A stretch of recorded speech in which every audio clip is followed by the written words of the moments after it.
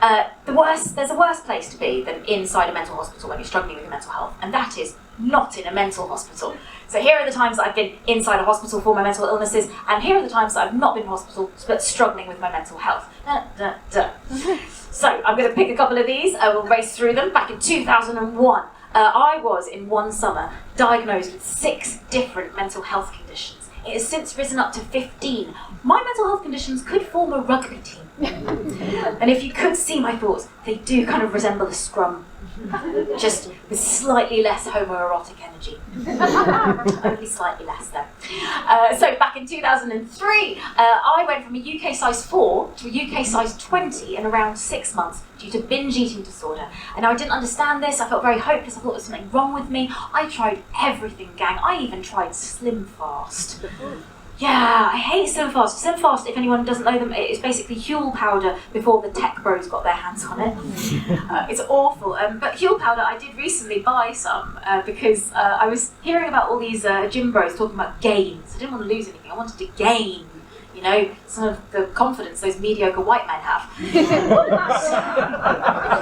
So I was like, I'll buy some Huel powder like them. I'll be like them. But I didn't know what to do with it because it tasted foul, so I just fed it to the birds. But now they're all really hench. They've started pulling apart my neighbour's bird feeder. It's actually really cool to watch.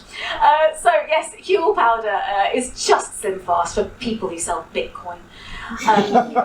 And if you are what you eat, I love that phrase, you are what you eat, ancient wisdom passed down through generations. If you are what you eat, then people who eat Huel powder are boring as fuck.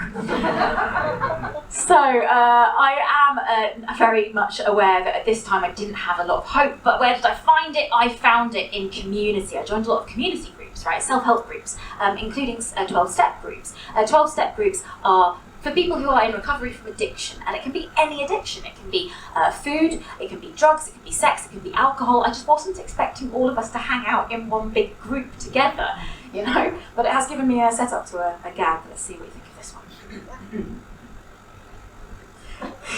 Yes, get prepared. A sex addict, an alcoholic, and a food addict walk into a bar, and the barman says, "Hello, Juliette."